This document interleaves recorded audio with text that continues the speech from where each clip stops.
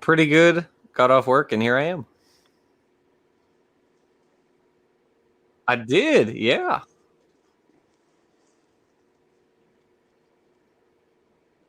Mm-hmm.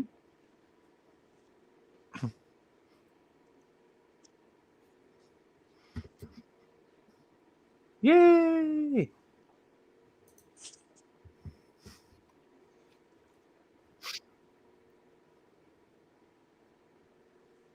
You did. You did pronounce it correctly, which is amazing. I don't think I've ever told you how to pronounce it.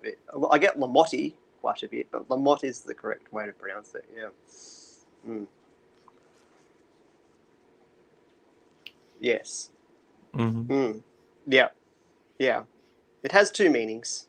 mm. The first meaning means it means mound of dirt. So but the second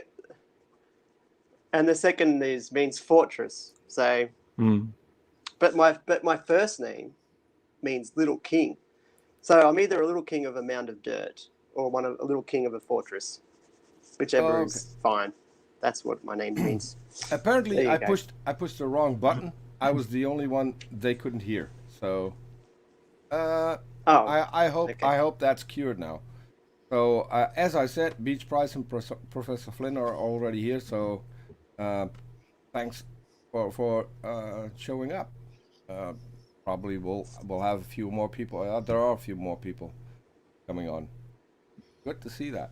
Okay, so yeah, Ryan, when we met on Twitter, it was in a conversation. I think that was about evolution, and I remember asking you. I think it was in the intake. Um, what your thoughts were on that? So, for the viewers, can you say where you stand when it comes to evolution? Uh, well, I mean, I was raised a Christian, and I was taught the the Judaic expression of creation and the Judaic Christian of like Adam and Eve, and as I've become older, I've decided it's more of a metaphoric story with lots of truths impacted in it, and but at the same time, I went to a high school and I went to a Catholic school, and they taught evolution and they believed in evolution, and I wasn't too sure about it. There was some questions I had, and then a tertiary study, and I did a remedial therapy course, and that was very intense with anatomy and a little bit of biology, but mostly functional anatomy and anatomy. But they obviously you know talked a little bit about evolution, and at that time the teacher would say, well, if you've got an ape became intelligent because they had a thumb. That was one of the key things that gave them intelligence, and I wrestled with that, and I found that hard to believe. But everyone else just sat there and nodded, and whatever didn't affect like grades of the course or whatever. And then I guess there's loads of things on YouTube, and I want to hear everyone like try and go on and look at all different opinions. And it's not exactly my favorite topic, but I engage with it because the world is engaged with it, and I try and understand it more. And I don't want to believe something just because someone said this is how it happens. I want to try and understand it, and the more I understand it, the more likely I am to accept it and to believe it. But I guess I've come to the conclusion that if evolution is true to the point where, okay, we have evolved from other animals, I would say it had to be somewhat guided. That's where I stand. Okay, Hopefully and that's compacted enough. well, someone's moving around. Um, Say hi. It's your birthday. She's 16 today. So Happy birthday. Hello, happy and birthday. she's hot, hence the tongue hanging out. So yeah, but so you, if I get it right, you accept evolution, but you think it's guided. Or Yes. I believe that creation. I believe ultimately, in an ultimate creator, and I don't there's, you know, and I don't believe in a God of the gaps. I believe in a God of everything. So the known and the unknown, the understood and the non-understood. So I just accept that however the world came into being, I accept that it had to be somehow guided by an ultimate intellect. That's where I land. Okay. Yeah. And yeah. I'm curious. So how do you think someone would guide it?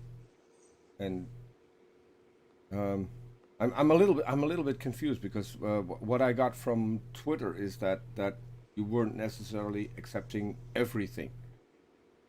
That Well, I think I mean, you've had I didn't realize you'd had David Meyer on the show before, but he raises the issue of improbability, and then he goes through the idea of how when you take a DNA or the helix shape of a DNA and you look at the coded structure of the DNA, the whatever it is, and the amino acids, and it's actually like it's almost like digital code, and if it's misplaced, you don't get a functional evolutionary evolving organism. You get a random mutation, and it will take a phenomenal amount of time to get a precise mutation that will turn the cell into a proper functioning organism with a purpose that will actually help and sustain life. It normally goes the opposite way.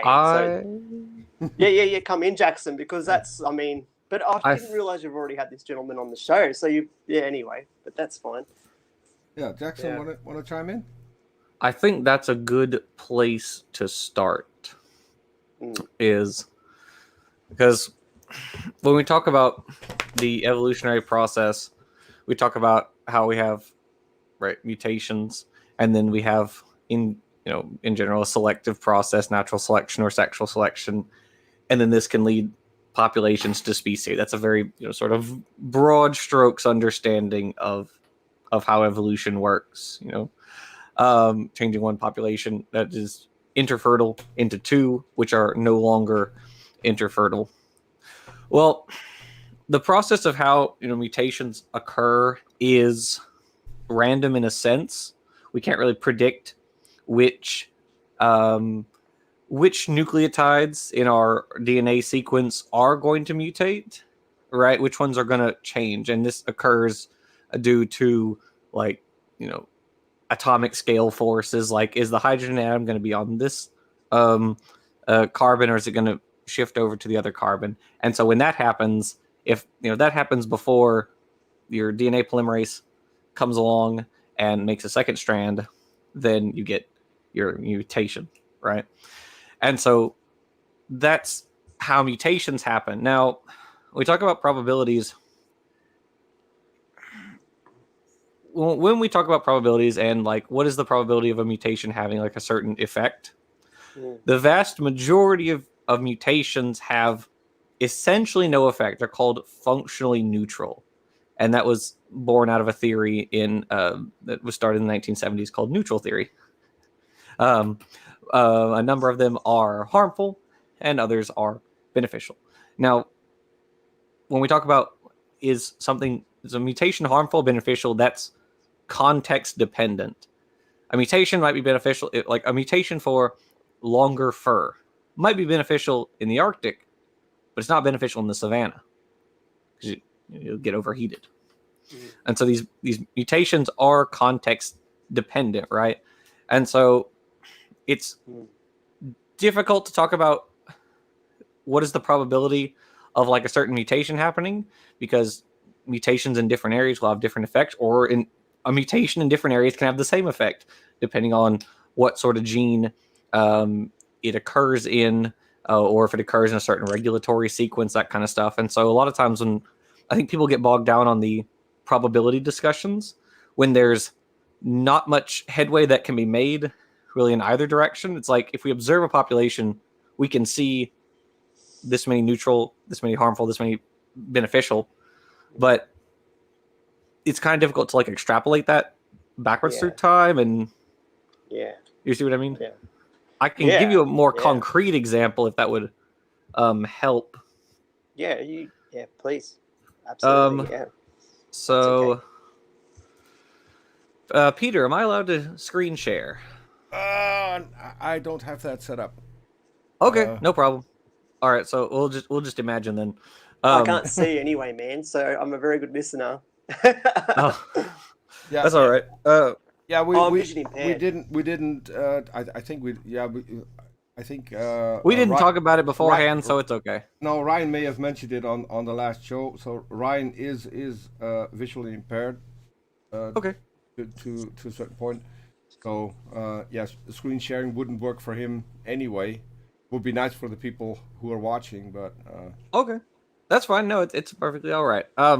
So let's imagine we have like a there was this experiment back in 2013 with a bacterium called Pseudomonas fluorescens, and so what happens is you have this, where these bacteria have a gene which is called FUZY, so fuzzy, and the reason it's called that is when it mutates, they have these different morphologies. Well, actually, there's like FUZ, I think W, X, Y, and Z, so there are different ones, but they're all members of the FUZ, so the fuzz, and of the fuzz gene family.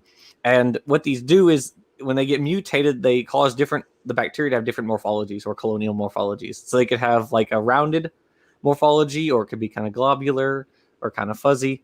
And so it turns out that you start from like the sort of rounded morph first, and you take one mutation to go from that to what's called the wrinkly morph. So they're kind of globular. Yeah. But to go from the wrinkly morph to a fuzzy morph, you can't just have another mutation to go straight from wrinkly to fuzzy. You have to have a mutation to go from wrinkly back to smooth and then to fuzzy. Okay. So you have to have this 2 mutation step, right? Right. Now that sounds immensely improbable, right? It'd be like 1 in whatever the length of their genome is squared, right? Because it's not just one time we're doing it. We have to do it twice. And so their genome is about 6 million base pairs long. So it's 1 in 6 million squared, right? And that sounds like a really big number, but turns out it actually happens really frequently. They took 49, I think it was 49 independent lineages, and they tried to see how many would go from wrinkly to fuzzy. Remember, and it takes 2, and it turns out about half of them did it. Yeah, that's amazing. Yeah, that's amazing. So that's why that's just an example. So like it sounds like a really big number, but then we have to think about the population that it's in. Like how many bacteria are in a population at a single time? There's like millions, billions, whatever, right? There's a lot of them, and so the potential for one of them to develop the contingent mutations that are required actually goes up quite a lot. And so that's just a point that's illustrative of why I'm not a big fan of probability arguments. But what are your thoughts on that? Well, look,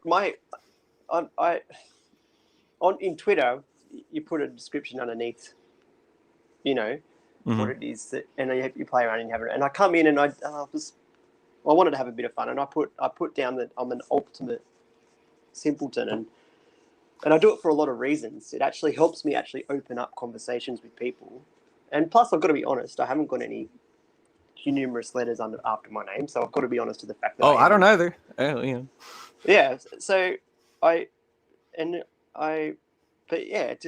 just and plus I can't get sued if I'm a simpleton either. You can't take my advice seriously, but I can still say whatever I want, so it helps that way. But I think so. I can only take seriously, or almost with what people tell me to take seriously, if that makes sense. Like I came to this conclusion with even my own belief of Christianity is, what we believe a lot of the time actually comes down to who we believe, because I believe in the narrative of the Christian story, but I haven't come to that conclusion myself, really. I've listened to somebody else who's told me, and who's translated the language and told me that this is what the language says, and a lot of the things I think for most people who just live daily lives, the daily, slog of working, and you have to make a decision of who and what you're going to believe, and it's not an easy thing to do. So when you say, like, you're not a fan of the improbability debate, I that's fine. I don't have an issue with that. But then I have to make a decision whether I think it's still a plausible. When I listen to other experts who really go into the detail of it, it sounds pretty.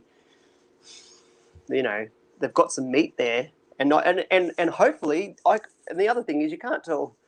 Again, I'm only a simpleton, so I can't tell who's lying and who's telling the truth, and how much they're fudging what it is that they're saying. It's very difficult. You can do it.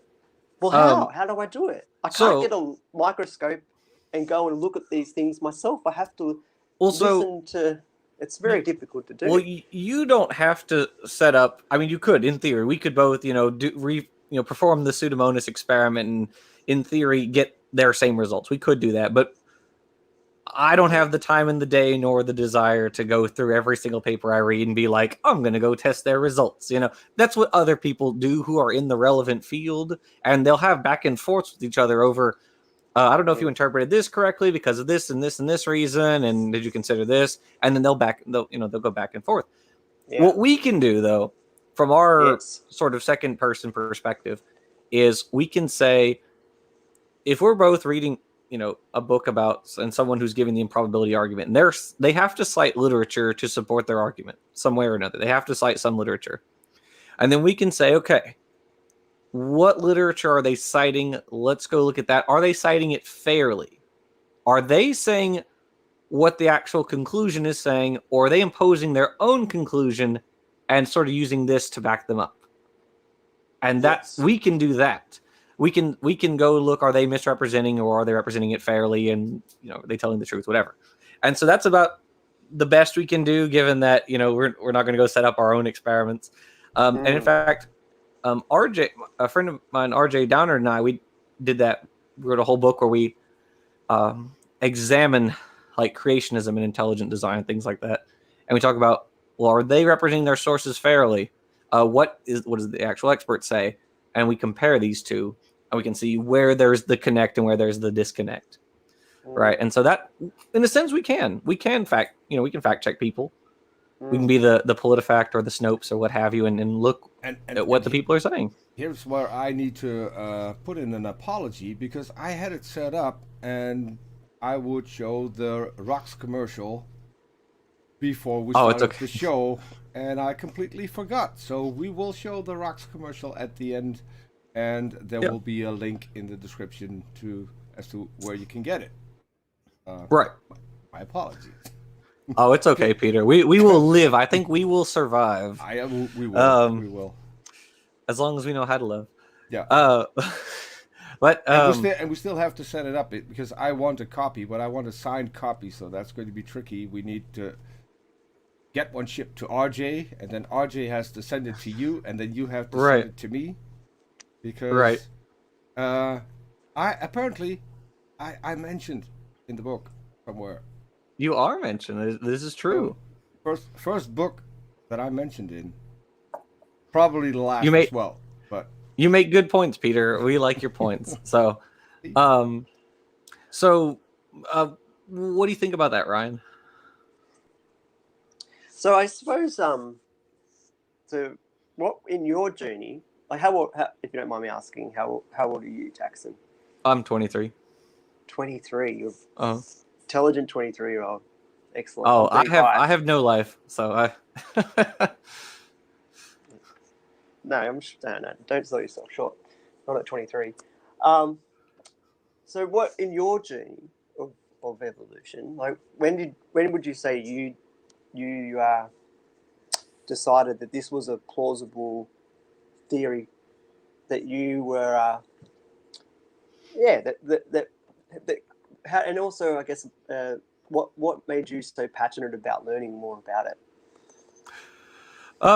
So I was raised not, you know, I wasn't raised creationist or anything like that. I was just raised where it was kind of like, whatever, who cares, evolution. And, but I was raised Christian. And then in school, I live in Louisiana. And so you may have realized that from my Southern accent. But we don't have the best education in my state, and evolution is one of the things we kind of get gypped on about. They mention it. It's mentioned sort of briefly in passing, like this is evolution. All right, on to something else, and so I didn't receive much education from school in that regard. And so when I was in my ninth grade year, I started reading books I started reading nonfiction books. I was like, I'm going to start trying to get more of a handle on what evolution says and what it is and all that kind of stuff. And so I started reading nonfiction books. And since then, I only read nonfiction, but each book or a lot of the books I read are about evolutionary biology. One of the really big books early on that both in a literal and figurative sense, which assisted me in that regard, was The Ancestor's Tale by Richard Dawkins. It's a thick book. It's about the evolution of life going backwards. It starts at modern day and then goes back rather than the beginning of life to forward. And this helped me solidify, in a sense, the genealogy of life in a way. How are organisms related? You can probably see on that wall over there, I've got a phylogenetic tree. So this is very broad strokes how life is related to each other. And then also learning the process. And then when I got to college, I just got my bachelor's in organismal biology last year. And then and I'm working on my master's right now, which is also in organismal. And so I'm studying literally in the process of setting up an experiment. Because again, like I said, I don't have time to do experiments to verify everything. Which will study the evolution of a particular group of organisms. And so, and I'm not going to say too much about that on air, but so I went from, being sort of a passive, taking all the information into, I'm going to be literally studying the evolution of a group. Yeah. But so kind of in high school area is when I got really more serious. Oh, and to answer your question about why am I passionate about it is I think I love organisms. They're absolutely beautiful, and not just living organisms, though there's an amazing variety of creatures on this planet today, which, just astounding, but also in the fossil record going back billions of years. And I love reading about new finds, different creatures, their weird behaviors or, stuff like that. So I just find it all so utterly fascinating. That's great. Because Peter asked me to have lots of questions. I got about 18. Okay. But we've answered some of them already. And I just made sure I had a lot just in case, Before you start off, we do have a question, and I asked for clarification. We do have a question from the side chat. I don't know. I think someone's messing with you a little bit. He says, "Does Ryan have a baloney detection kit?" I've never heard of a baloney detection kit, but is it like a turkey detection kit? I have no clue. It's Amiganuts. Usually, Amiganuts will ask smart questions. I don't know who that's paying. Is that paying Jackson out, or is that paying me out, or is it paying us both out? I don't know. I don't know. So Amiganuts, tell us what a baloney detection kit is, because I have no clue. I'm completely at a loss. I think personally not a fan of baloney, so. No. I'd need a bacon detection kit. But it's a fair question, and I think that's exactly what I said before. Is like, and I was making fun of myself a little bit, and I don't mind doing that, and I'll do that on Twitter, and like, intelligence is really difficult, and I'm sitting here with Jackson, who's takes this stuff really, really seriously, and he says he hasn't got a life, but he's read books in this, and he's taking it really seriously, and we're going to learn stuff from that. there's no doubt about we're going to learn a lot of things about it, and I don't want to just be dismissive just because I have a worldview that potentially God's created it. Ultimately, I won't do that. Oh, I'm not asking you to. Oh, No, I'm not. and I think so. Maybe the person who's put that comment on there is thinking, well, Ryan just believes whatever he hears, and it's the opposite. With my simple-mindedness that I have, I take things away and I process it. And if I have the energy and I can be bothered, I'll pursue, questioning it more. And if it doesn't really affect my daily life, I won't. But it's, as a Christian, you can't ignore the whole idea of.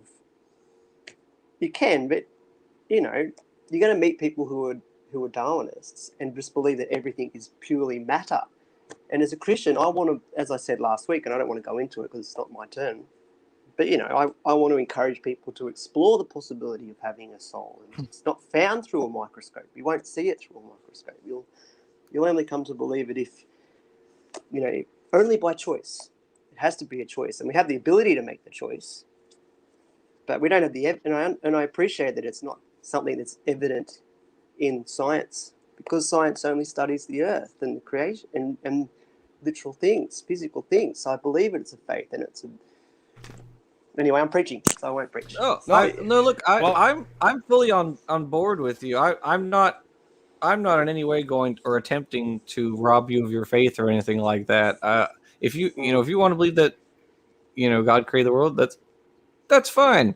That's like you said, that's not what evolution's about. And so from that perspective, it's perfectly fine with me. I want to clarify for the people who are watching. So Ryan, you and I, we had an intake. We did a show before. I think that at least you're honest, and you're not trying to what we've seen on our show get in gotcha questions to just sow doubt. I get the impression that you're willing to learn and you want to know more about it, and I think that's a good stance to take. And as Jackson said, whether or not you accept the science of the theory of evolution, that shouldn't have any impact on your beliefs, because as it stands now, most Christians accept evolution, and most people who accept evolution are Christians, because there's just a lot of them. So I don't think in that case it should be threatening to people. It might be me, and it might be insulting to people. I think that people who do have a strong problem with it might not be that strong in the faith they believe in. But I don't know. I think that's a fair comment. And again, it comes, I think, down to what we were saying before. I mean, I think because people can be easily swayed. That's what simpleton means. It means that you can be swayed either way. And so I'm putting myself out there, and I'm listening to someone who's incredibly intelligent, and they're invited on the show because they work their life around this. And so I'm willing to be swayed into the realm of evolution in its entirety. I've got to listen, but I'm not. But my faith isn't threatened. I don't think my faith is threatened, because I've come to the conclusion that my faith is built on something that cannot be defined by flesh, and that alone. Right. And that's why I feel like I'm confident at doing this without having to try and disprove evolution or try and undermine it. Because it doesn't matter to me what you conclude. The beauty that you were talking about with the cell. And I think, well, if it's beautiful, is it beautiful because it just is, or because someone designed it to be beautiful? And that's just where my mind goes. And you know. I there. See, if I could share, I would give you a couple of pictures that I have. Well, but I'll give you sort of the Sparkness version. I think they're beautiful because of the way that they've evolved. Part of the reason it's like I think an example. Well, okay, so there's this bird called the great Argus pheasant. It's kind of like a peacock, and that it has this like really big train, the tail, and it does this whole display, right, for the female, and she has very drab colors, but he's absolutely gorgeous, right? Well, there's a reason for that, and it's the reason is that it's a polygamous species, right? It's like they don't just mate once for life; they mate repeatedly with different individuals, and it's because of this that there is a sexual or this selective pressure, which is sexual selection, for these beautiful colors in the males, because there's a female mate choice. She's picking the males that she likes, right? That's why I think that's so utterly fascinating. Good, yeah.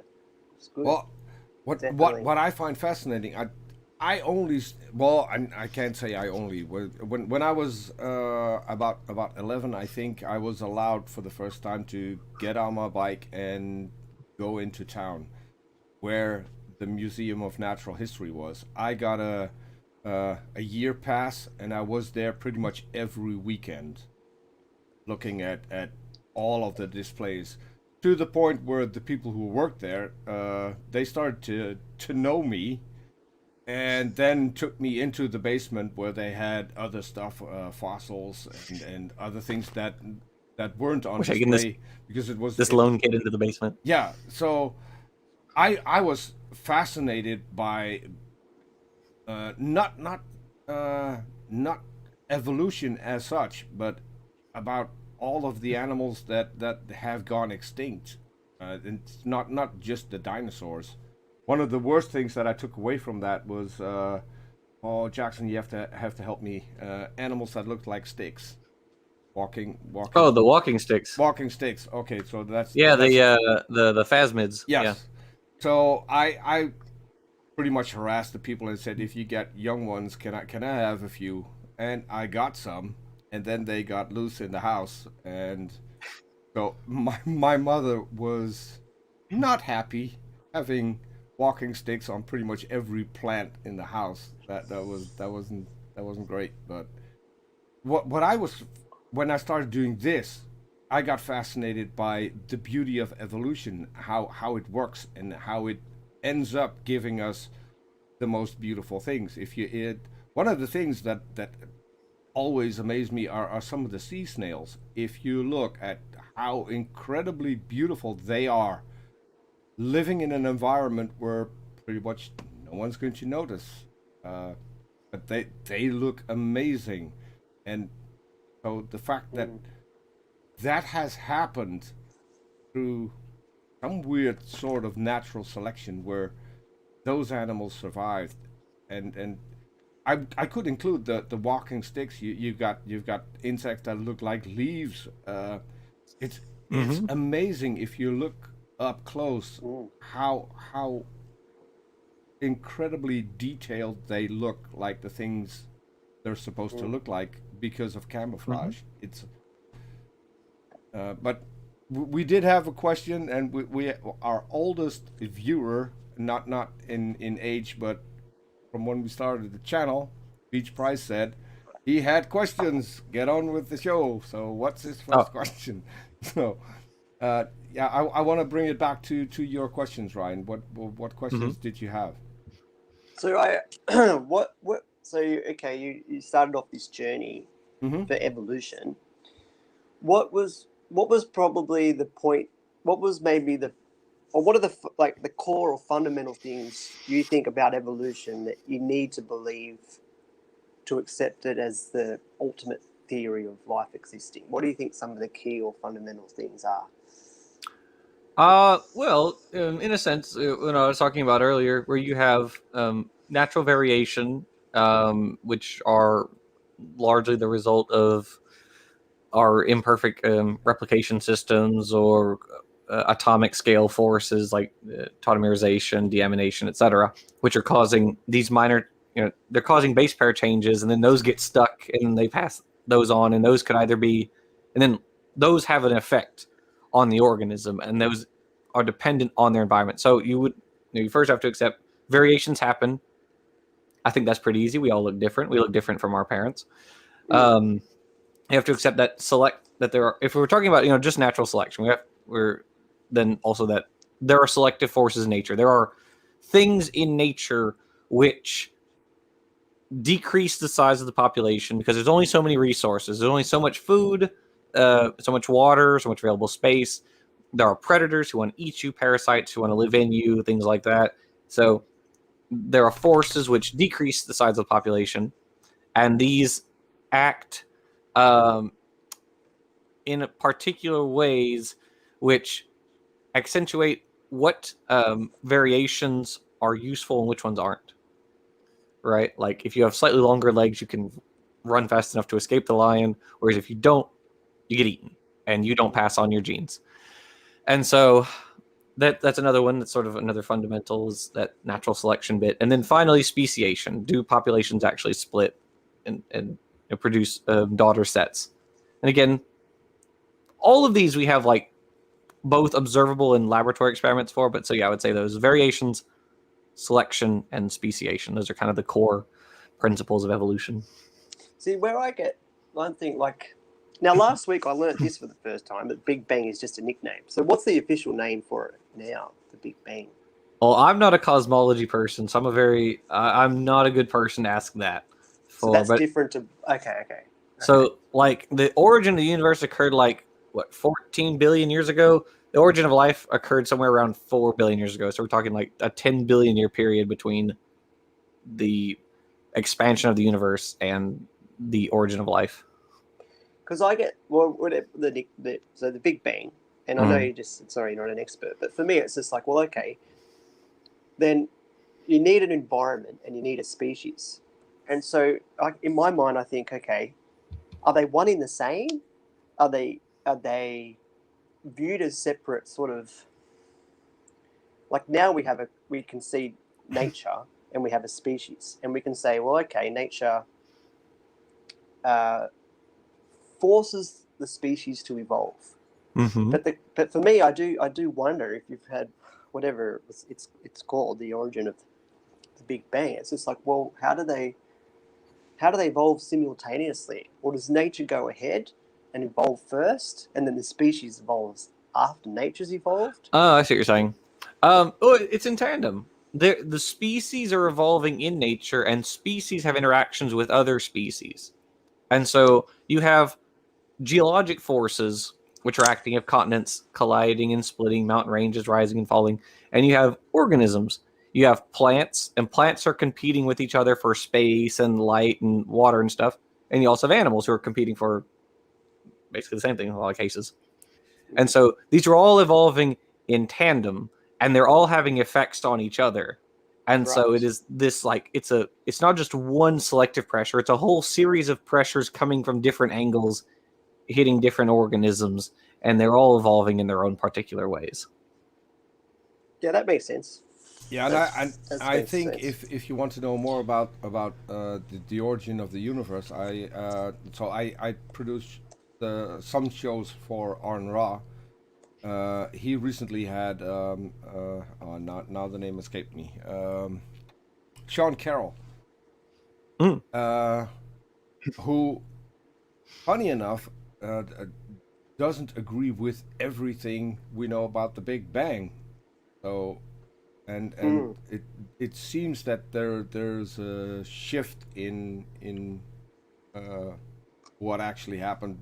The problem is we can't look past Planck time, so there's no way to know. But interpreting the data, Sean Carroll has a slightly different opinion than other people, and he might be a good one to check out. There does seem to be competing theories of evolution. Is that true? Like, there are different.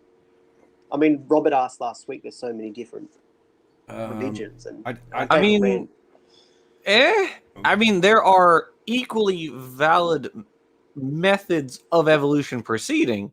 There's natural. Whoops. He's gone. That happened before. He'll probably be back in a few minutes.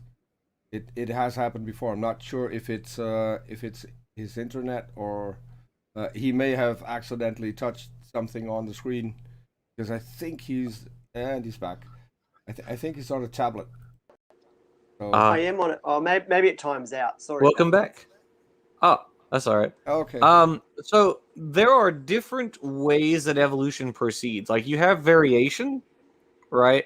And you have different ways that variations can arise. Like it's not all just protein coding genes. There are some regulatory units which you can those could mutate, and those can have all sorts of cascading effects. Then you have like selective pressures. You have natural and sexual selection. You also have non-selective forces. So you have like neutral theory, where you can have complexity sort of building up, but not having any function for a while, and then maybe it develops function later. That happens. You have like Evo-Devo, epigenetics. These are all different. Again, these are different. They're all equally valid, but they're doing different things. But they're all sort of working together to produce evolutionary change, which is ultimately speciation. Yeah. Have you ever hit an area in your evolutionary study where you felt like you're stumped or all the time. You're baffled? I'm baffled by mathematics. I'm bad at I say I'm bad at math. If I read a paper and I go over it enough times, I will probably get the gist of it. I took like Calc 2 in my undergrad, but trying to read like population genetics papers and trying to comprehend the math that they're performing, because some of it's easy and some of it's like we're doing like set theory and all kinds of stuff, and I'm like, oh no, I don't like any of this. So yeah, that happens all the time. Or same with biochemistry. I'm not a fan of biochem. Sorry for any biochem people in the audience. Yeah, that's okay. You're gonna have problems with scientist Mel, probably. I'm sorry. I think she knows. I think scientist Mel knows, because we've been on streams, but it's just, I have my interests. I'm organismal, so I'm more like broad scale organism stuff. So like the actual functions of the cell, like just doing glycosylation and ubiquitination and all this sort of stuff. I'm like, okay, I get it in a broad sense, but like the actual step by step stuff, I don't like any of that. Yeah. It's tough. It's hard stuff. Yeah. Well, I can imagine they must have come across huge challenges on that really finer, detailed processes. I mean, there must be. I mean, because I come across on Twitter and I ask questions of improbability, and then more often than not, the response I get, well, is you're stupid, and I think, well, okay, all right, yeah, not super helpful, but fair enough. Yeah. Maybe I am. I don't know, but I don't think I can't wrap my head around it. And then one person said, well, there's, as you said, they've got a scientist, and they had a lab where the DNA. Oh no, it was Peter last week. He said they could the RNA, and they could, and it happens, and they've witnessed the RNA and form, and they're not too sure how it happened, but it did it by itself. And you're talking about like autocatalysis, where it like makes more of itself. I was referring to Arn Ra mentioned it, and I think he linked a paper on one of his school supplement videos where they did an experiment, and as a byproduct they found that a string of RNA had formed spontaneously during that experiment. I know ribose has been known as a byproduct of experiments. I didn't know about RNA though. Arn Ra had the paper. It's I said. It's on. He did a video, school supplement video, on abiogenesis, and so because there are, I think at least 8 competing hypotheses on how abiogenesis could have happened. He mentioned this one specifically because it happened by chance. They weren't looking to get that result, but it happened Right. spontaneously. And since Sure. RNA is what creates DNA, that could be a plausible explanation for the origin of life. But Sure. Sure. like Yeah. like Arn said, all of the hypotheses are viable, and they could have happened all Right. simultaneously or in order, and it could have happened to all of them. So, Right. Right. They're not mutually exclusive. Right. Yeah. no. Yeah. Yeah. I No, got you. but that's what Ryan is referring to, because we talked and we briefly touched on that during the Okay. last show. I got you. Okay. Yeah. Yeah. So I guess what would how would you define humanity for yourself? In what sense? Like our species? What is the human species? Or what do you mean? Like, what is the concept of humanity in like What's a the moral concept? sense? Or Yeah, maybe that's probably better. that's that's more of a philosophic question. I mean, from a biological sense, you could talk about like, or I could say, you know, humans are organisms with a certain set of character states, right?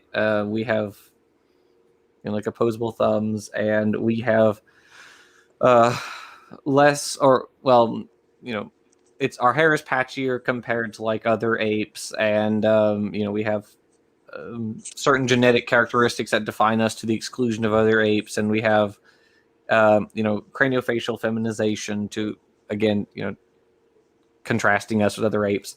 So in a biological sense, we're really, you've heard the phrase like a matter of degrees rather than types. Yep.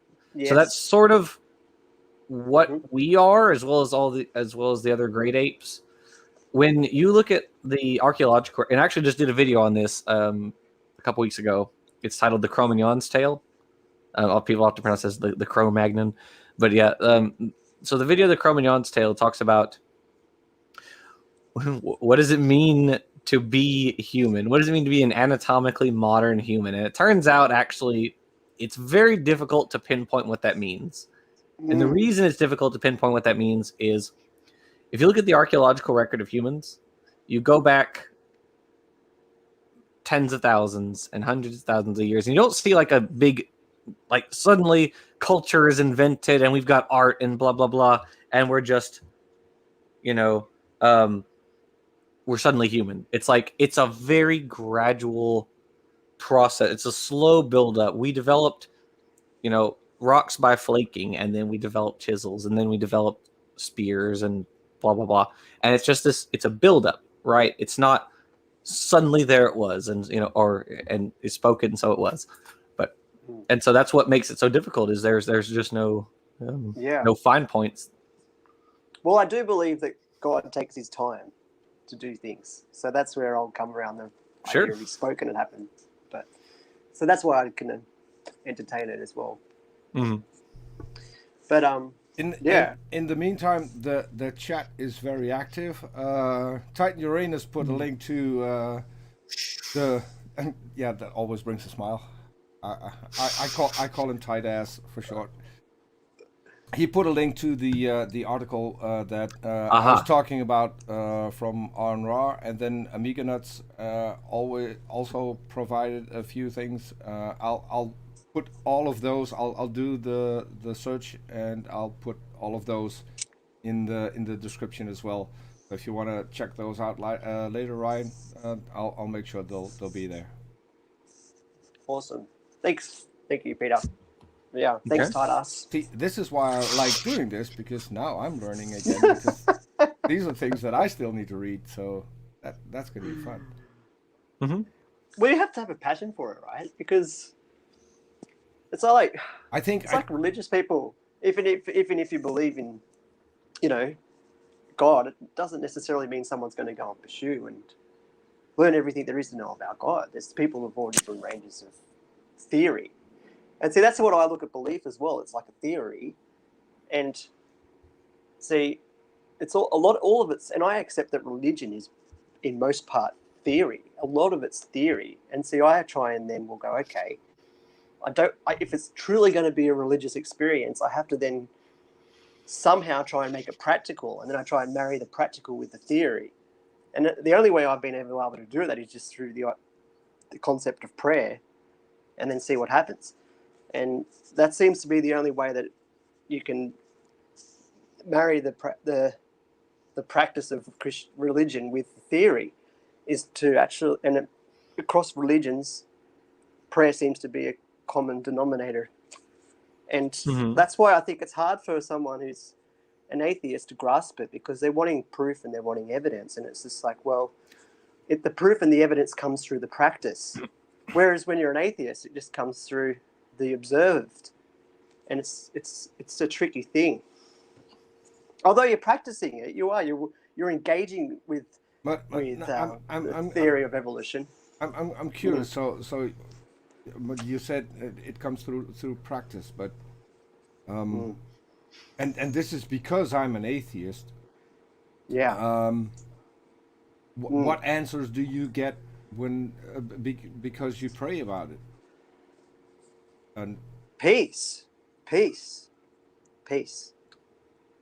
I mean, yeah, look, I am an atheist, and it ultimately this, the religious aspect of it, like as we were discussing earlier, it doesn't really, bear on the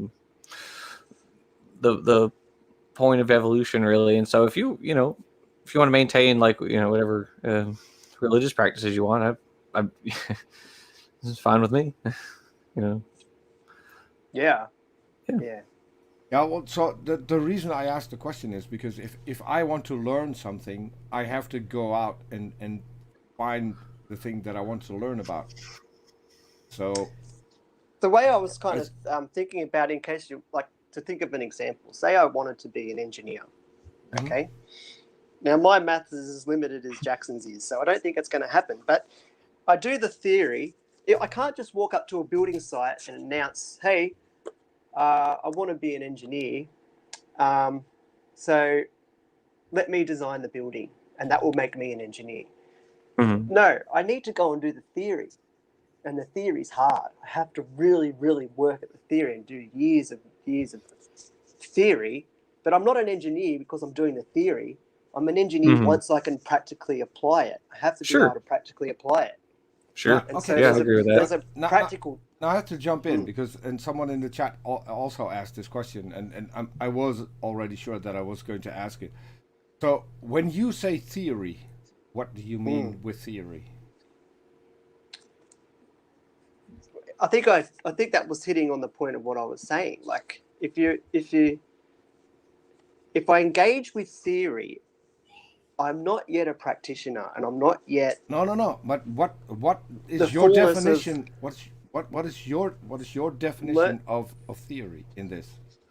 Learning and understanding.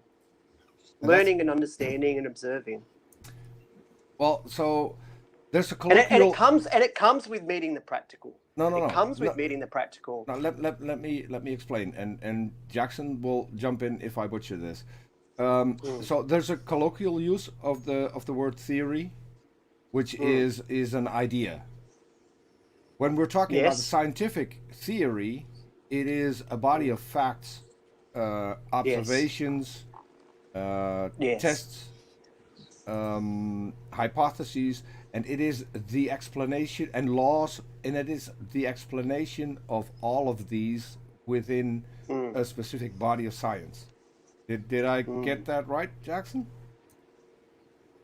Yeah, it's just a body of observations and experiments that support some idea. I like this idea. I like this concept, and it's good that the conversation's gone this way because I do like this idea. And say you're someone who believes that there is alien forms of life that exist out there, and you're determined to find aliens that are out there. And it's the truth is out there kind of concept. And that's okay. And so we're flying around space, and Elon Musk has, conquered all the planets, and we're now living on all different planets. And we come across water on one of these planets.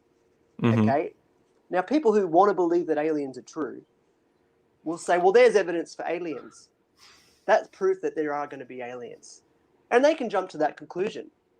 Okay, and they've got they have a fact. They do have a fact. They've got a fact that I have to proves jump the in because potential. I don't think so. It's not evidence for aliens. If there's Well, water, Correct. there's the possibility for alien life because Yes. as far as we know, life needs water.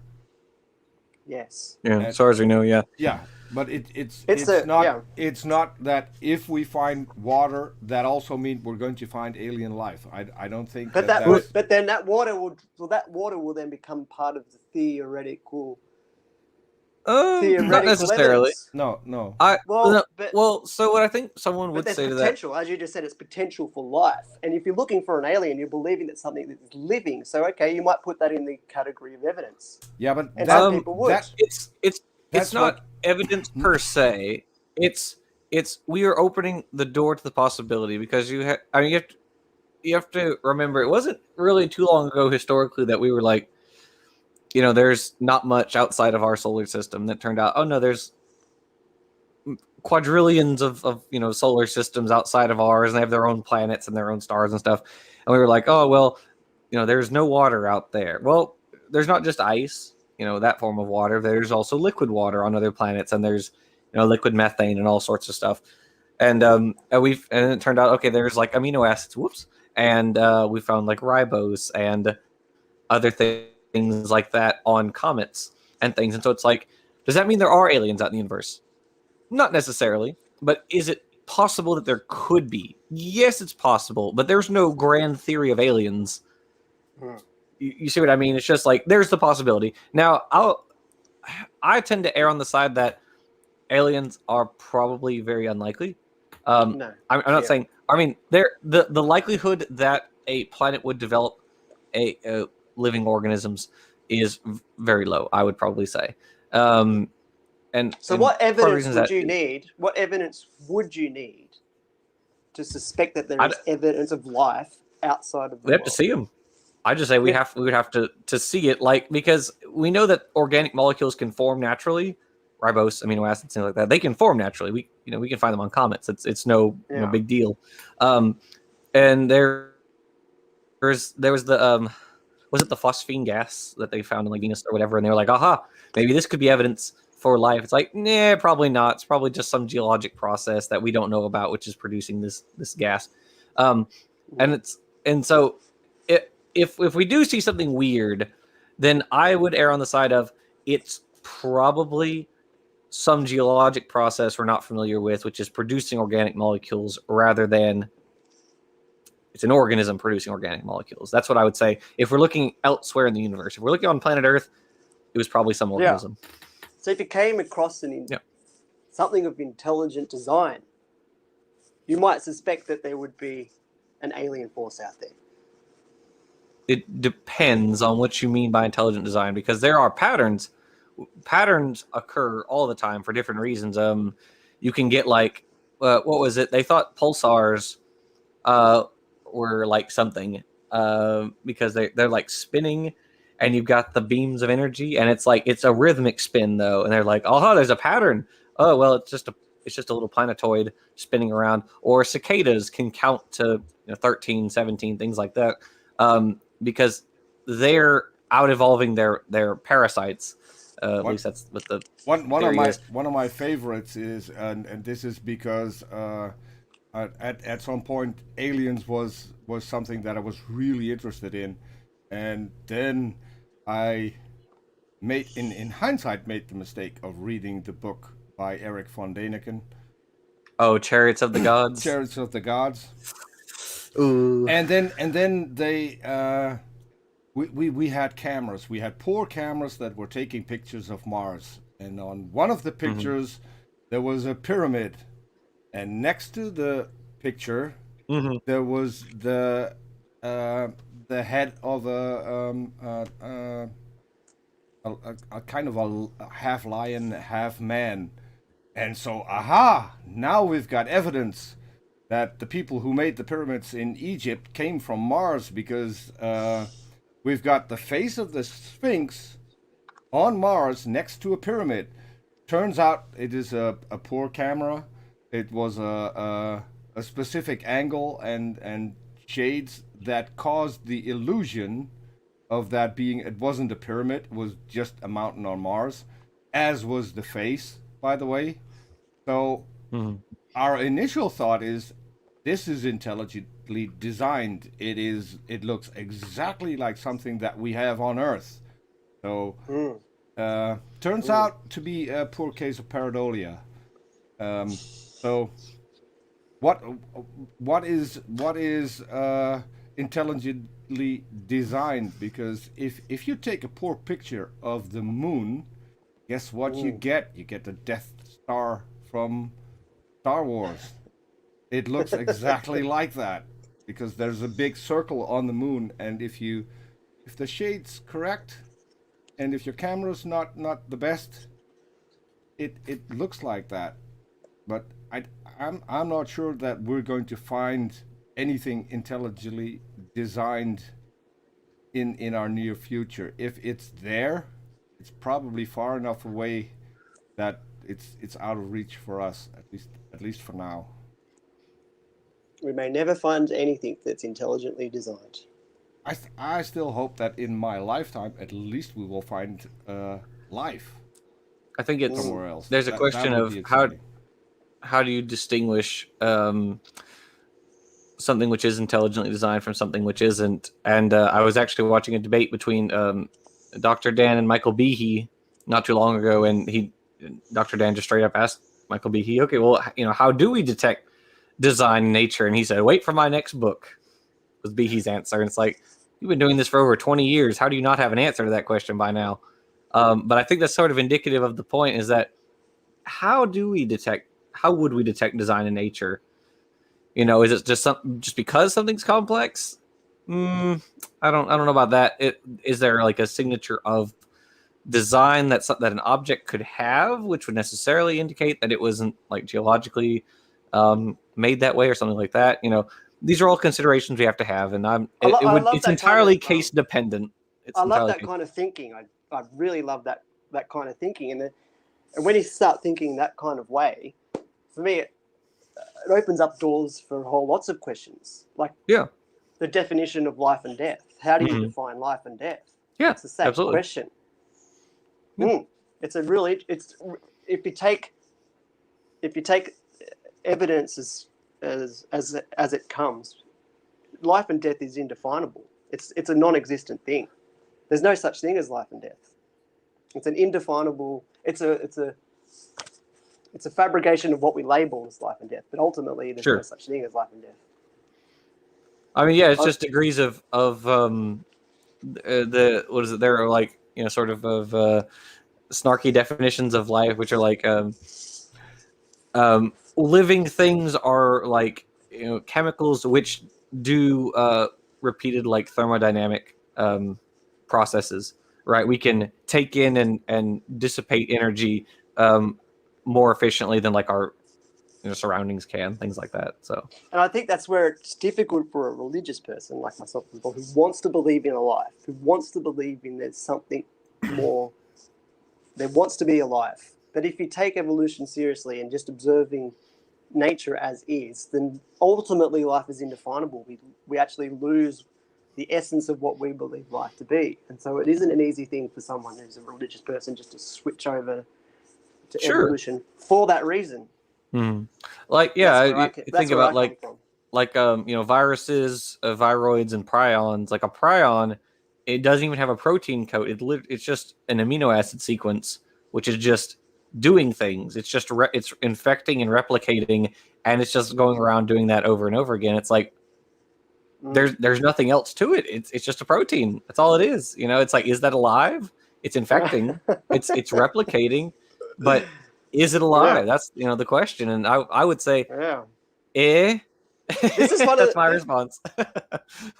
Peter, this is a great host. This is one of the best conversations I've had, because if I ask these questions on Twitter, they just say I'm an idiot, and I think I'm making genuine statements that I think that you can conclude if you have that. If you don't believe in a God, you have to conclude some of these things. And yeah, Jackson, I'm glad you understand where I'm coming from. I think I tried to raise it last week, but it was too hard to get my. I have to add to that, Ryan. He's not only a great host. He does have his own channel, and I'm lucky enough that I get to produce his live shows.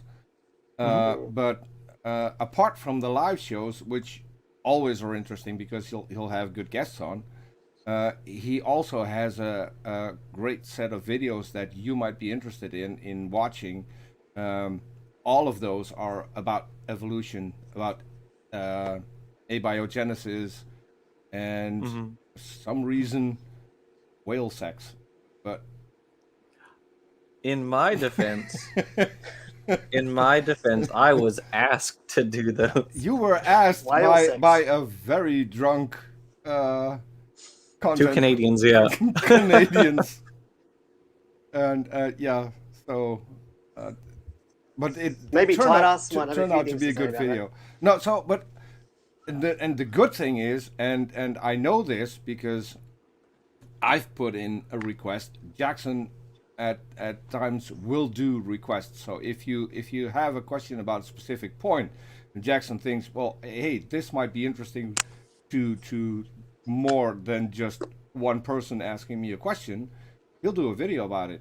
I know for a fact because Jackson did a video on the Silver Fox experiment on my request, which is a video that I link to a lot. If people have questions about evolution and how one species can turn into a different species, and we can observe that this was done by not by natural selection, it was done by artificial selection.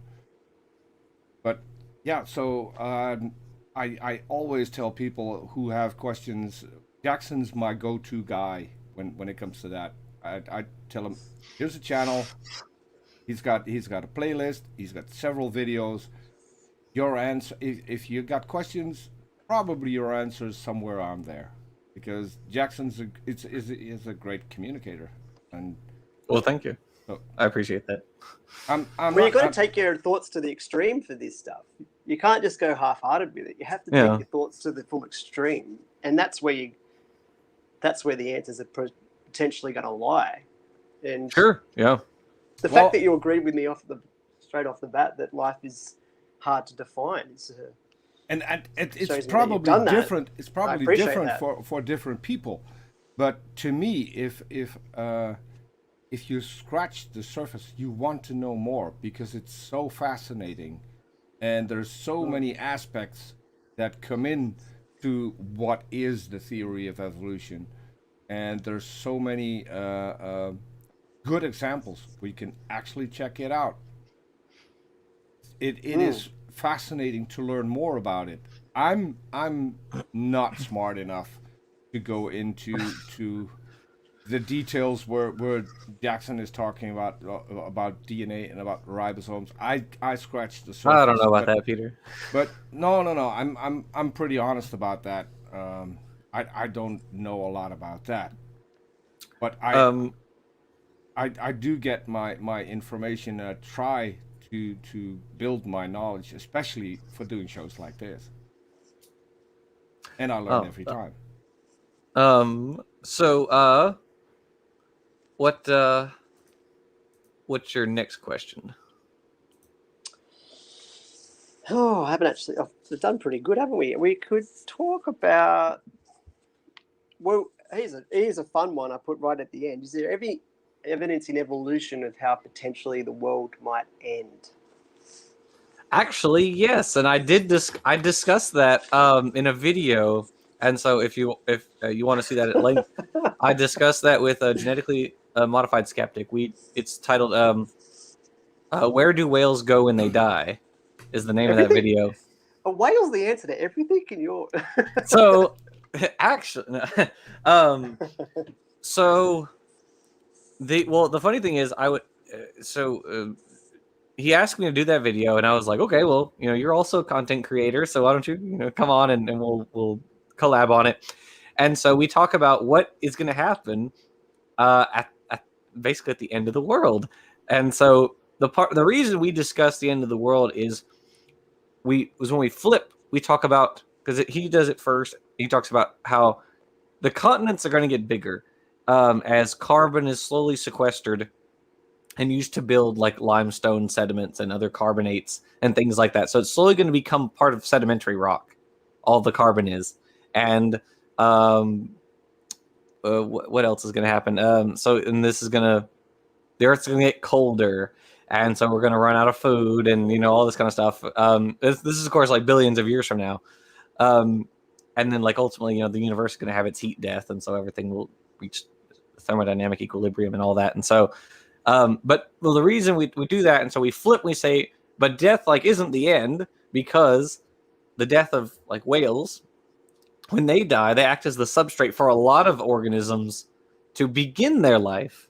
There are barnacles and whales and all sorts of things, or worms, not whales, barnacles and worms and limpets and all these sorts of animals which live in the whale carcass who begin life, and they're used as like dead whales act as like islands for organisms basically hopping across the ocean floor, and so it's a very interesting process. And so so I do talk about the end of the world, and it's it'll be a long time from now, barring us destroying ourselves before then, but yeah, it will eventually happen. There you go. You have done your research. Yeah, I had a feeling you knew the answer to it. That's why I asked it, but I had to come up with 20 questions, and I did. So what about I don't know, maybe back again a little bit to the humanity side of things, the questions. Okay. Like, do you I guess for the question of love comes up, and I know can be a hippie kind of topic, but it's an interesting one. Like, do you think love is something that's beyond something that can be explained by the flesh, or do you actually believe that love is something that is purely identifiable in a process of just nature itself? And yeah, it would definitely be the latter in my case. I'm a cynic. So it is very interesting though. There's a very interesting sort of flip side to that.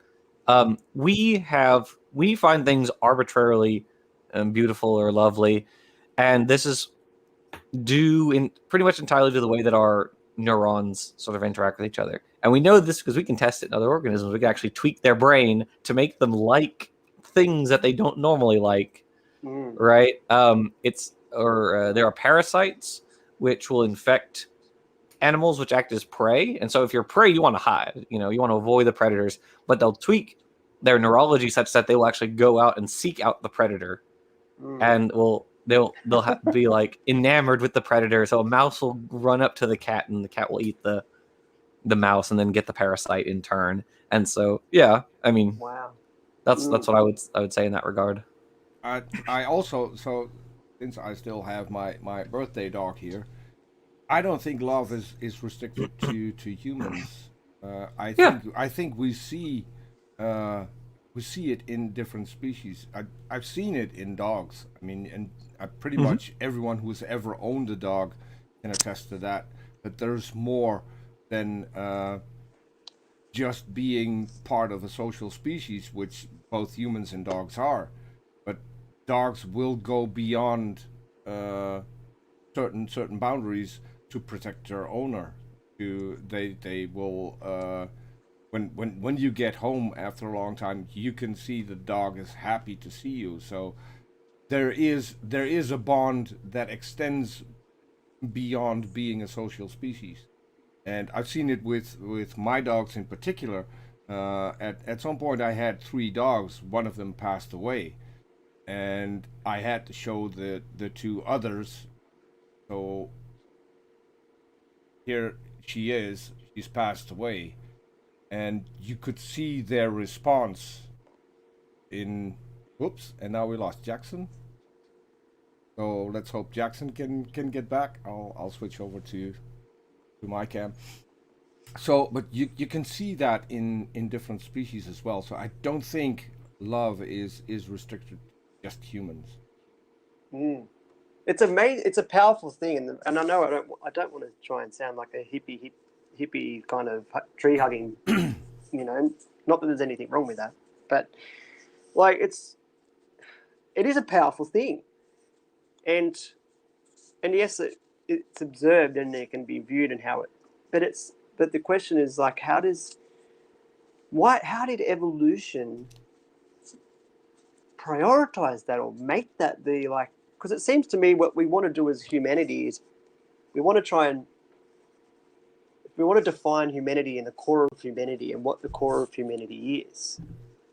There's lots of different things we could choose, but hopefully it's around this idea of love.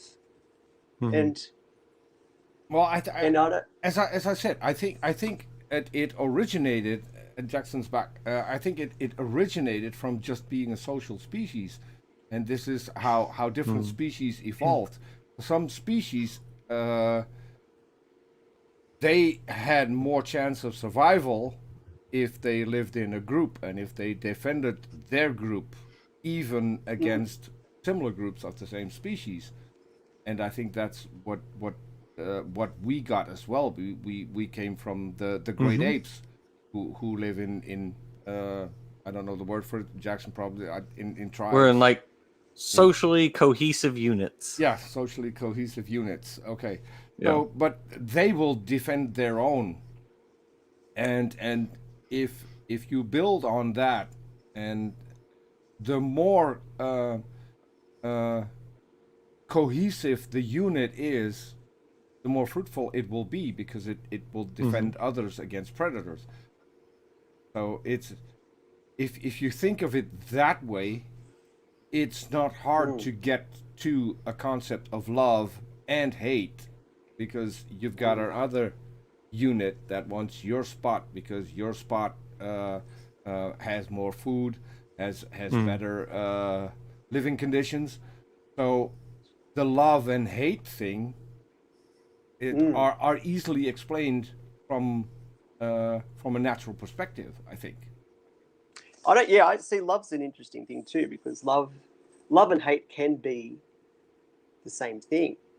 And how it works, if you love good, well, that would mean that you would have to hate evil, so they can run parallel together. But it can also be opposing too. It can be, well, you can hate your enemy, or you can choose to love your enemy. So it depends on how you. So they oppose one another, but by definition they're opposites. So love is an interesting thing that way. There's a three-dimensional aspect of love. Yeah, but as I said, so the hate, when you look at it from a natural perspective, the hate can be beneficial for your group. So Yeah, what you because do, you love what your you group. don't want to do is Right. love Yeah. your enemy, because that's costing you and your group your life resources. So, and I think love your enemy. I might agree with that up to a point. Yeah. The moment that enemy becomes threatening to you or anyone else, that's where the love should stop. Yeah. Well, So- I think you're right, and someone raised the issue of the death penalty last week, and I don't have an opinion about it really, to be honest. It's sort of beyond my. But I expect the only way, and Robert, I said, and he doesn't believe in the death penalty, and I guess that's the ultimate act of love, is for your enemies to at least spare their life, despite what they've done. That means like you're still respecting their life to the point of which you can, in the limit of, and the understanding of. Anyway, that's getting very philosophical now. Well, and there are more ways to look at that as well, because to me the death penalty to me is a cop out for anyone who has committed a heinous act, because that ends their life. That there will be no more consequences for that particular person, and I don't think that's fair to a victim who probably, when they get the death penalty, there will be victims that will be scarred for life. So what I would do is get a decent punishment, but then also make treatment mandatory, so that at some point that person maybe come back into society, but then be a different person and not commit the same acts anymore. And Yes. um, Yes. I think that would be the best way. Let's say someone's a murder victim. I think that the best way, if one of your loved ones is murdered, the best way of revenge would be that the one who did it got punished, but also got the treatment that will never happen again. So you will know that no more people will be hurt in the same way. And that's something that we've been doing in our country, and it seems to work. Mm. Mm. And some people might still say, well, it's not a real punishment. I would disagree, because then for the one who committed the crime, it is a life-changing thing that is included within the punishment. And if they're not able to change, so if the treatment doesn't work, they don't get out. So, Yeah. but I think everyone has their own opinion about that. But it's amazing that we've evolved to have all these different opinions. Yes, sort of a runaway result of having large brains and social cohesion. Yeah. Hmm. If it's always a good thing, I'm not entirely sure. Right. Yeah. Because we're also doing a lot of damage to the planet, which the planet probably will never recover from. And we may cause its demise because of it. At least the planet as we know it. It did come to me, to bring it back to evolution, it did come to me to a little bit of a shock, and I guess it kind of did make sense that people who believe in evolution to its fullness do actually conclude that it might not have been better for us to evolve. I think Shamrock made that comment on Twitter. Yeah.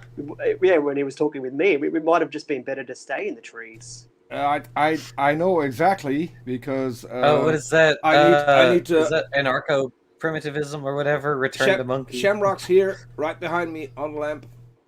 He's always here during the shows. He will always be my mentor. He's the reason that I'm doing what I'm doing today.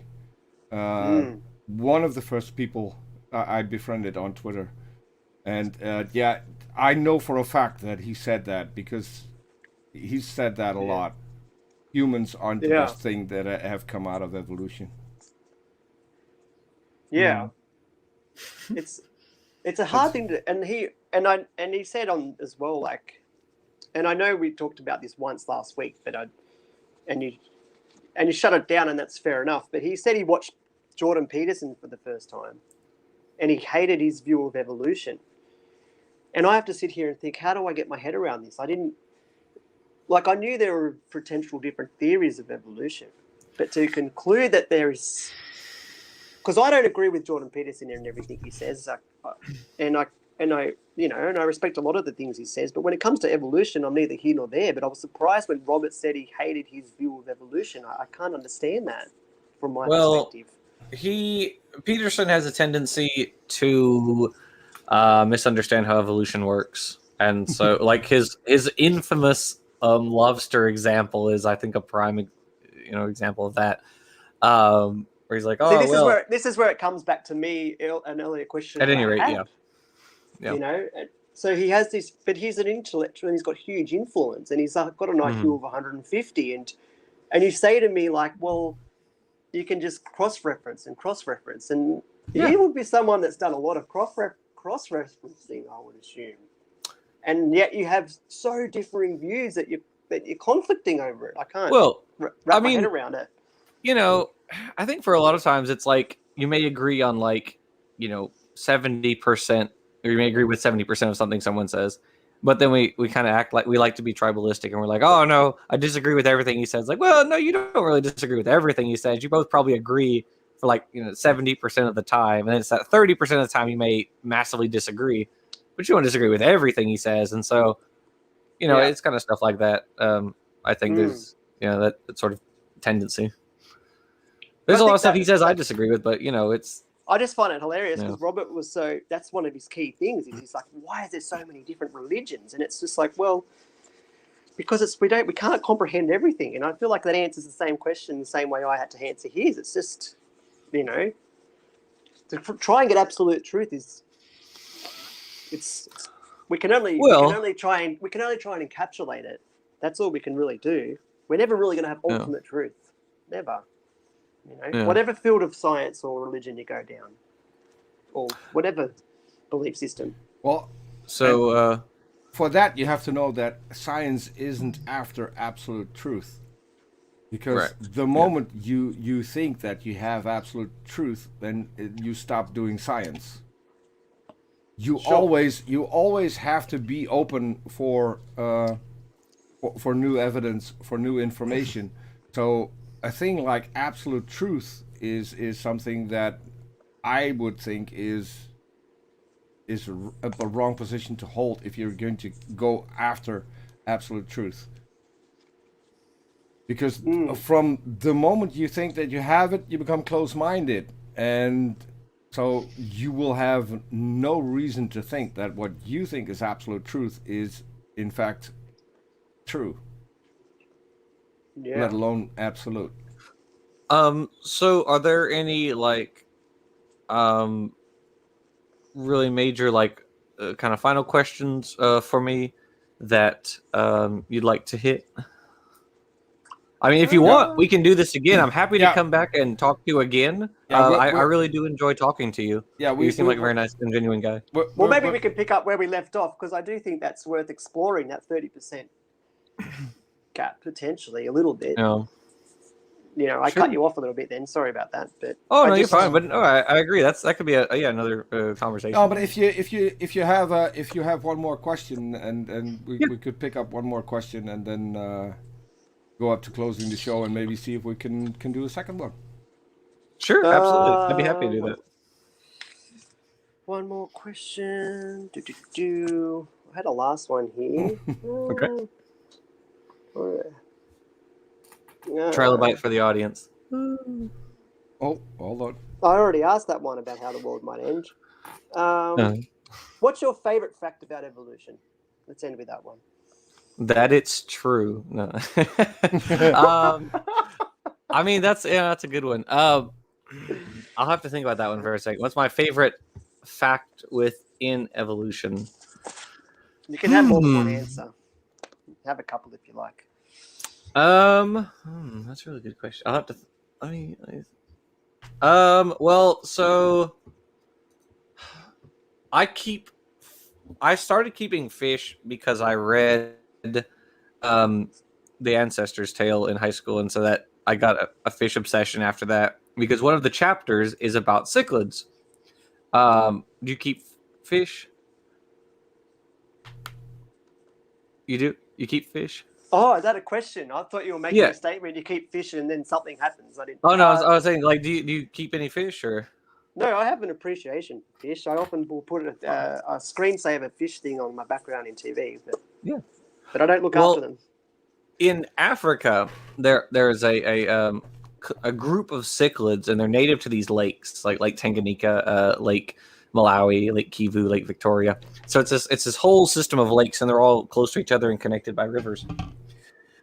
And so the cool thing is their genes have been sequenced, and we know, the researchers, they know when populations move from one lake to another.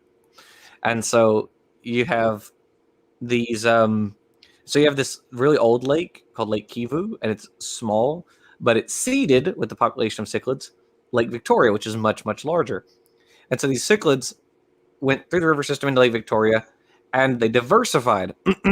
They greatly diversified. They developed all sorts of different adaptations to different modes of life. Some eat shrimp, some eat other fish, some eat algae, whatever. They do all sorts of different things, and they've all undergone these different adaptations. Well, it turns out the lake has mostly dried up several times. So we go from being this one big lake to kind of shrinking into a bunch of small lakes.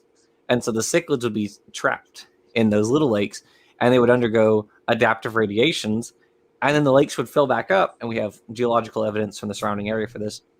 And then there'd be all these different species, and they would undergo more adaptive radiations, and then the lakes would dry out again, and then rise up. And this process happened over and over for over 100,000 years.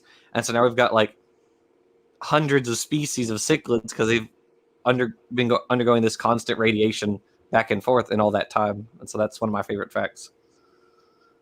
I can throw my favorite fact in here. My favorite fact is Darwin, and now everyone's thrown off because everyone now thinks of a person, and Darwin's not a person. Behind Jackson. You talking about my axolotl, Darwin? Yes. Yes. Because oh my goodness. If anything, I find an axolotl, I find it fascinating. First of all, because it's a lot like me. It's an animal that never will grow up. Because it's what would you call it? Basically a fetus? Yeah, it's a baby. It's so like the baby condition for salamanders is to have gills, and they retain their gills throughout their whole life. They never grow up. Yes. So and well they will if you inject iodine, I think. Oh, iodine. Yeah. Yeah. Then they will start turning into a real salamander again. But axolotls are fascinating. If you chop off their leg, it will grow back. If you chop off one of, they've got external gills, which is fascinating because it looks like antenna. They smile. They're just happy people. So they do look very smiley. I mean, if anything, so you got evolution, then it got you from life in sea to life on land. One of the first to evolve were amphibians. And one stuck out because it refused to grow up, and that's the axolotl. And the axolotl is found in only one lake in Mexico, where it's pretty much endangered. And there are more of them as pets than there are in nature, which is another fun fact. But they're just great animals to watch, and I still need to get one on my own. But for now, I'll yeah. I mean, if people ask me what's your favorite fact, Darwin. Well, because of the book, no. He lives with Jackson. I think that's a fair I'll have to post another picture of him to Twitter so everybody can see him. I mean, I guess ultimately what you're saying is everything. Ultimately, you know, what's your favorite thing? And it's all encompassing. You can't say that you, The fascination, all that is good, that is good. The fascination you will get once you dive into evolution and what it brought us on the planet. It brought us everything from the gigantic dinosaurs to massive trees to the beautiful sea snails. If you look at the diversity of it and then think that all of this happened bit by bit over millions, over billions of years, that is fascinating. And once you dive into that, I think the only thing you will want is to know more and to see more and to get more evidence, because it's so incredibly fascinating. Yeah, and absolutely. I wish I when I was younger I would have taken a different turn and would have gone that way, but that's in hindsight. I mean, probably everyone has that. But we have to close it down. We're over an hour and a half, and I really want to keep this to an hour and a half so people are interested in watching the whole thing. If you want, Ryan, we can do this again. Yeah. If you have more questions, you're also more than happy to come back and grill both Robert and I. That should be fun, because we're still waiting for someone to do that. Hasn't happened yet. No one has ever questioned us about our atheism and why we're atheists. So that would be a fun show. I thought that was today kind of thing. Well, no, today was pretty much your show, because you could come up with a topic and you could ask questions. Your topic was evolution. This is why I brought in Jackson. And I have to stress that me being an atheist has nothing to do with evolution. Even if I wouldn't accept the science, I would still not hold the belief in a God. But that's a whole Yeah, well, different... maybe I could come back and challenge you about that. That would... I would have to present to you a God that you've never heard of before. Great. That might be difficult. Yeah, you have to get it. I don't think I would be a good person in that conversation though, because I'm not a philosophic person. So No, and yes, you are. And yes, so you are. You have to be fair, the show we started out with was with Robert, so we need to give Robert a chance to come back as well. Mhm. And that might be a little bit selfish Fair because enough. I love doing shows with Robert. But yeah.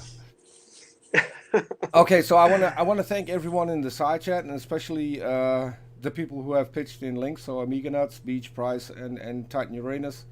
I will put the links in the description. A few things were search, so I will do a search and I will see if I can get the best link and put that in the description. So thanks to everyone. Jackson, thank you for being here. Oh, oops! Thanks for having me. Ryan Oh, he dropped off left again. Yeah, I think his tablet times out for some reason. Oh, yeah.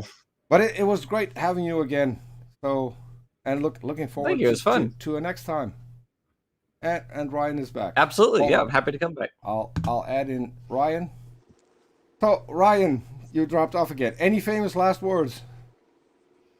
No, thank you for having me come back and ask these questions, and I hope the viewers have got something out of it and they can go away and thanks for being understanding and patient and answering them honestly and Sure. I was a little bit nervous, I'm not an expert in these things, but and it was lovely to meet you, Jackson, and I wish you all the best in your further endeavors in your experiments. And go check Jackson's channel out. I highly recommend doing that. He's got lots of videos about the topic, and they're really, really interesting. And I was actually working on the next one, and so my past few videos have been about human evolution, and the next one's going to be about human evolution too, and so yeah, it'll be interesting, I hope. and the link is in the description. The best book to counter creationist claims, probably on the market at this point. The rocks were there. We'll do the commercial when we go out. And thanks everyone for being here. You've got an open invitation, Ryan. Come back anytime you want. Just let me know on Twitter, and we'll set it up. Much appreciated. As long as the viewers are happy and the ratings is going up or staying steady, I think that's so. the main thing. These are the conversations that we like to have, and I think are the most productive. If people are after dumpster fires, they can go check out different channels. They can go to Modern Day, right? I wasn't going to say that, but oh, I'm sorry. Well, it'll be all right. I said it. It seems to happen there a lot. Yeah. So everyone in the chat, thanks, and catch you all later. We'll go over to the commercial break. Bye. Oops. Why isn't that?